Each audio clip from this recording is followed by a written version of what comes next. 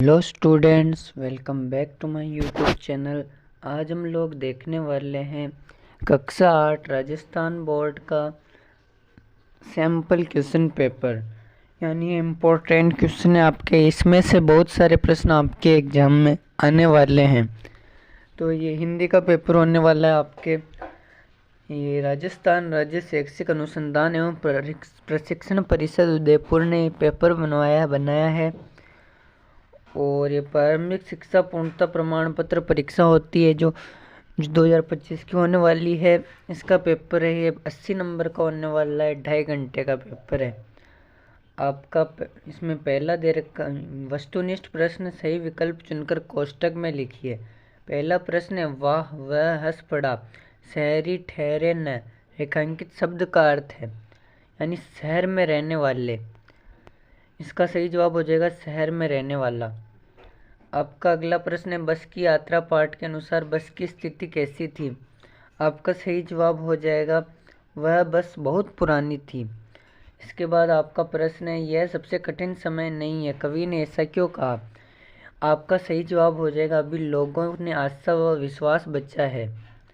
आपका अगला प्रश्न है, शीश पगान जगा तन में, प्रभु जाने को आई बसे के ही ग्रामा। रेखांकित शब्द का अर्थ है। आपके ऑप्शन है, ऑप्शन है हाथ, ऑप्शन ब पैर, ऑप्शन स शरीर, ऑप्शन द आँख। आपका सही जवाब हो जाएगा ऑप्शन शरीर।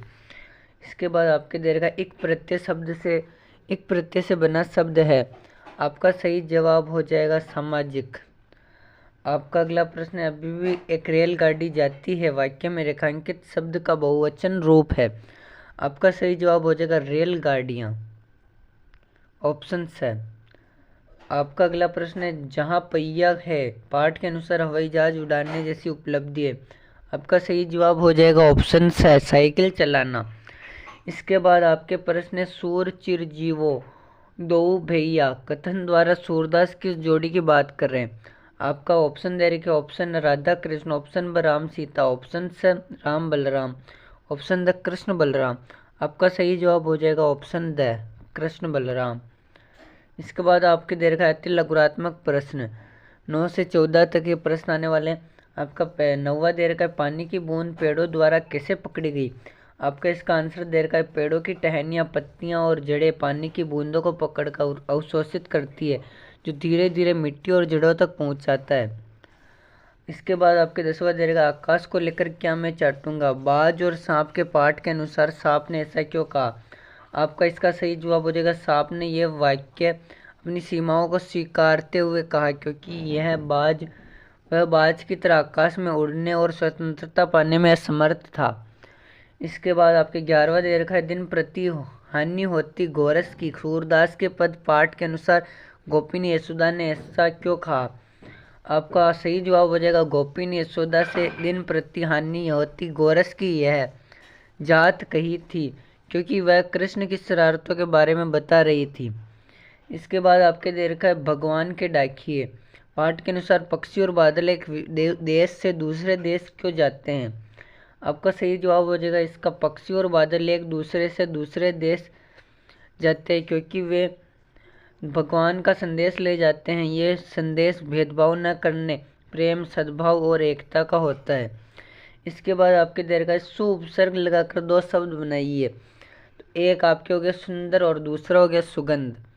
इसके बाद आपके दे रखा है, सच का विलोम शब्द झूठ है। इसी प्रकार निम्नलिखित शब्दों के विलोम शब्द लिखिए। ये आपके 2 नंबर के होने वाले, 1-1 नंबर का दोनों। उजाला का हो जाएगा अंधेरा और नरम का हो जाएगा कठोर। आपका अगला प्रश्न, लघुत्रात्मक 15 से 22 तक का 15वां दे रखा है, बस की यात्रा पाठ के अनुसार बताइए कि जो व्यक्ति यात्रियों को बस तक छोड़ने आए वे बस को आश्चर्य से क्यों देख रहे थे। आपका सही जवाब हो जाएगा, बस की यात्रा पाठ में यात्रियों की बस तक छोड़ने आए लोग बस को उसकी जर्जर हालत देखकर आश्चर्य से देख रहे थे। इस पाठ में बस की हालत इतनी खराब थी कि लोग डाकिन की तरह मानते थे। आपका 16वां प्रश्न, ईमानदारी को मूर्खता का पर्याय समझा जाने लगा है, क्या निराश हुआ जाए। पाठ के आधार पर इस कथन के पक्ष में तर्क दीजिए।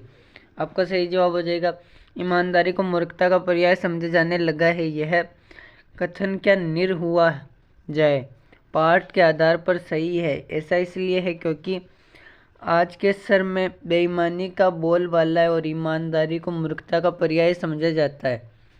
इसके बाद आपके दे रखा है 17वां प्रसंग, व्याख्या कीजिए। हम भिखमंगों की दुनिया में स्वच्छंद लुटाकर प्यार चले, हम एक निशानी सी उर पर ले असफलता का भार चले। इसका सही जवाब हो जाएगा यह पंक्ति जीवन के संघर्ष और असफलताओं को स्वीकार कर बिना स्वार्थ के प्रेम बांटते हुए आगे बढ़ने की भावना को व्यक्त करती है। कवि अपने दिल में असफलता का बोझ लेकर फिर भी प्रेम और सद्भाव के साथ अपने रास्ते पर चलने की बात करते हैं। ये प्रसंग व्याख्या हो गई इसकी। इसके बाद आपके दे रखा है निम्नलिखित मुहावरों का अर्थ बताकर वाक्यों में प्रयोग कीजिए।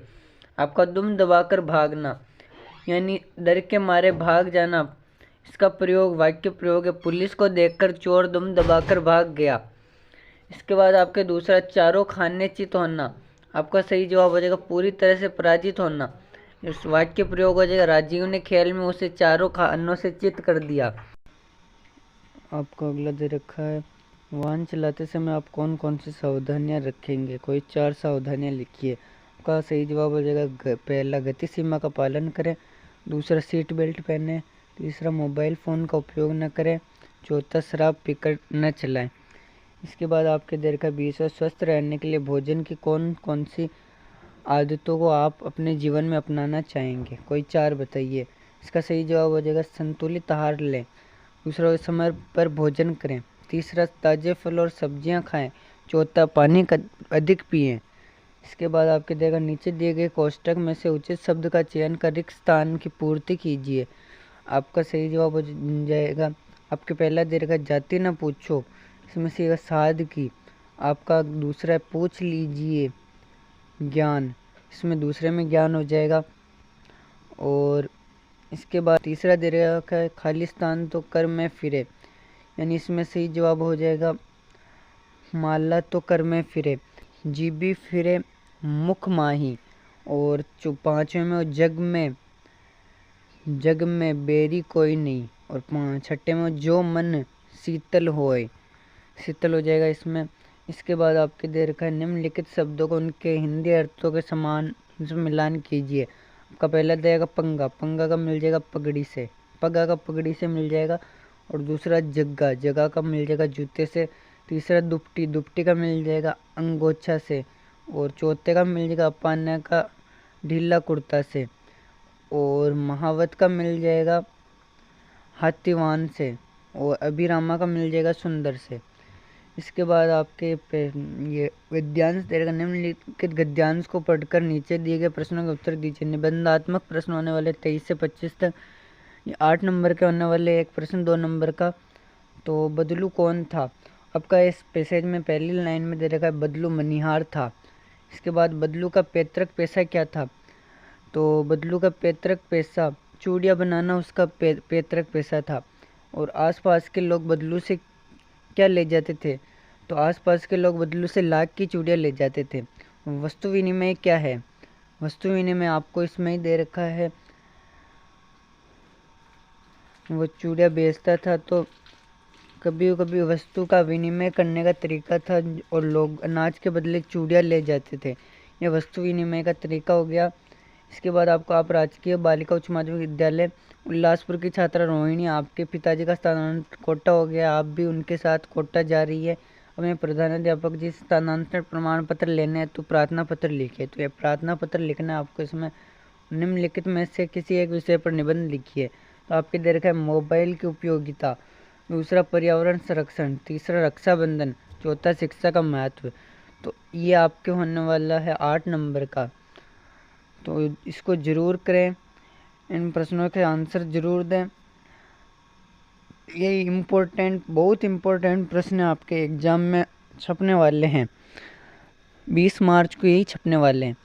तो इस वीडियो को लाइक करें, शेयर करें और हमारे चैनल को सब्सक्राइब करें।